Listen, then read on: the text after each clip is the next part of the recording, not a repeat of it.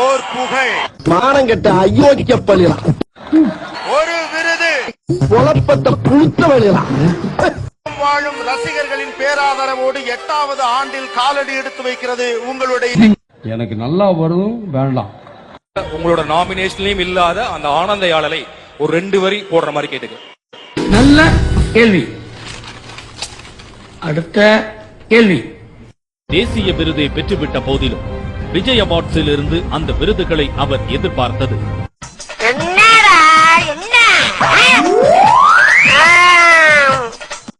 விஜய் அவார்ட்ஸை அவர் எந்த அளவிற்கு முக்கியமானதாய் கருதுகிறார் என்பதையே எடுத்து காட்டுகிறார். பண்றணும், பீலா வரணும், அது முக்கியம் இல்ல. நம்ம எது பண்ணாலும் இந்த உலக நம்மள உடனே உத்து பார்க்கணும்.